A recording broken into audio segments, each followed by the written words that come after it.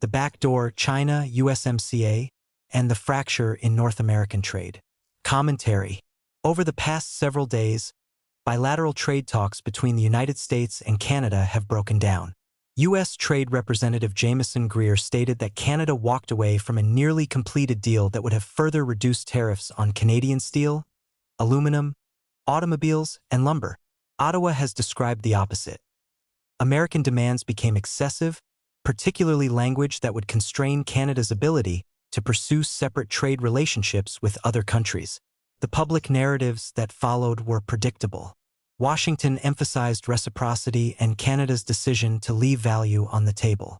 Canadian officials spoke of sovereignty, diversification, and resistance to limits on independent economic choices. Both framings capture real diplomatic friction.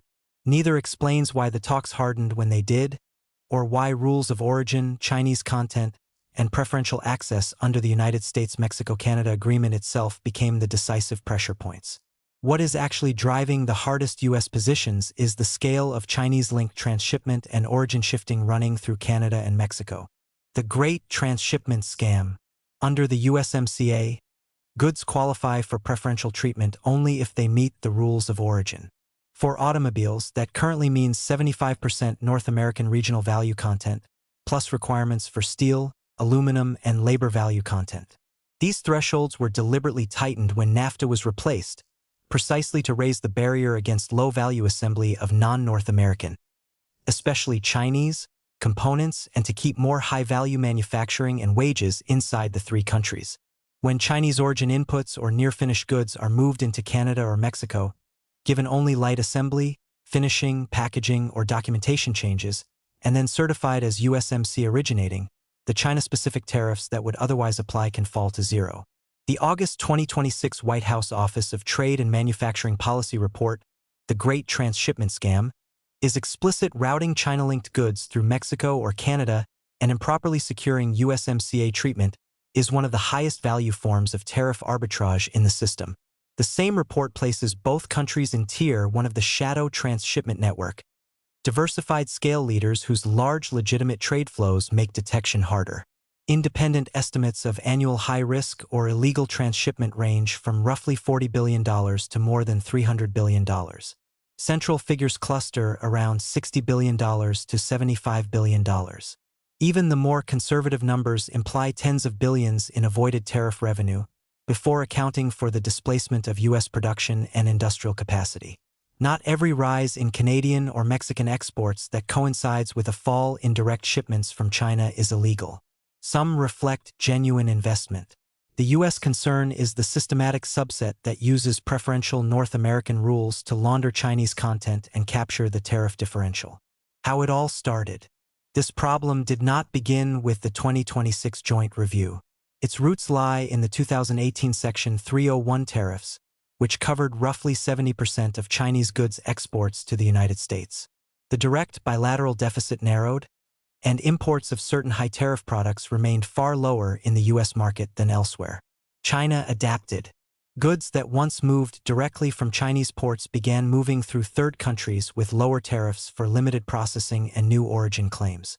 As China's direct share of U.S. imports declined, the combined share from more than 40 elevated risk jurisdictions rose in a near-mirror pattern. The White House report calls this the Great Reallocation. Over time, it hardened into a distributed network of production-side and logistics-side nodes.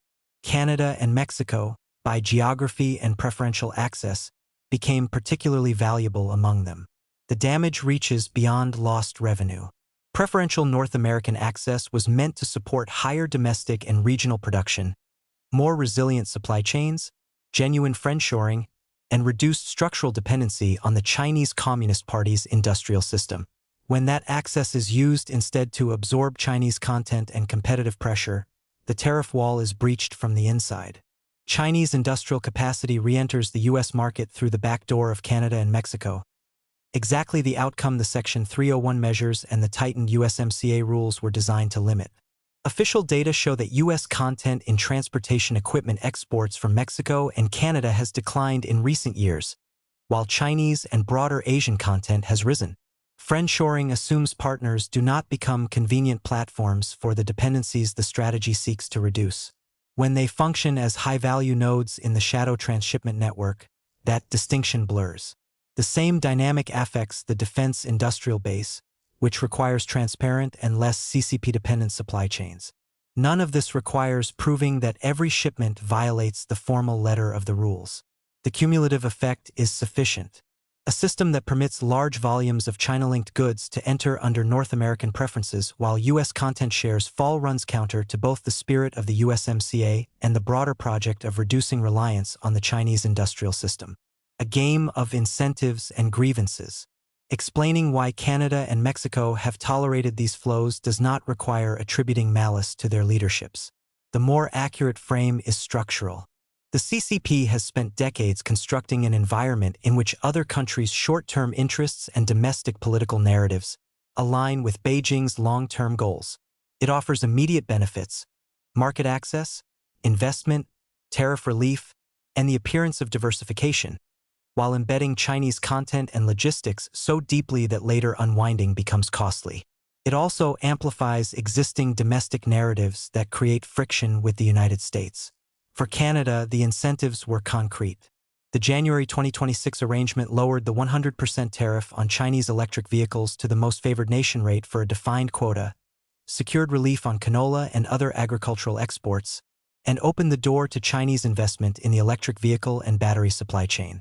Framed as sovereignty and diversification, it delivered near-term gains. Canada's position as the smaller neighbor, protected by U.S. security architecture and its biggest trading partner, yet culturally inclined toward differentiation, provided additional domestic political space for that framing. Mexico saw large volumes of China-linked goods and investment interests deliver jobs and export growth. Under U.S. pressure, it raised tariffs on Chinese vehicles to 50% and saw planned plants delayed, showing incentives can shift. Yet the pattern of rising Chinese content has not disappeared. Elements of Mexican political culture have long cultivated narratives of national potential constrained by the United States. Investigative reporting has documented extensive consular political activity inside the United States aligned with Mexican government priorities. The CCP does not invent these currents. It benefits when they harden into resistance against deeper alignment on supply chain enforcement. Furthermore, democratic governments operate on electoral cycles measured in years. The CCP plans for decades. By making short-term rewards of accommodating its priorities larger and more certain than the diffuse long-term costs of resistance, Beijing turns existing narratives and incentives into instruments that advance its interests. What's next? The joint review and new enforcement tools now present a narrower set of realistic choices.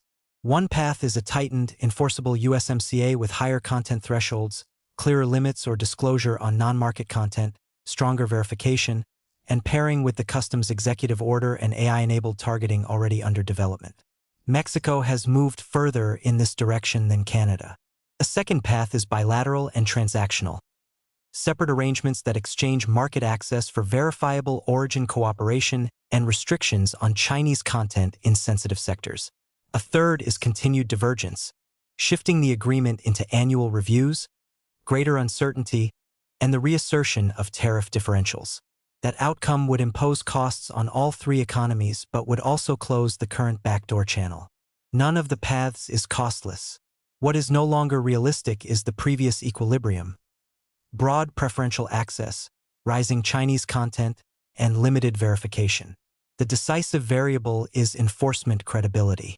Textual changes matter only if matched by the capacity to distinguish genuine regional production from origin shifting.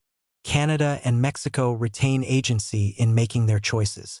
The CCP will continue offering inducements designed to keep the back door open.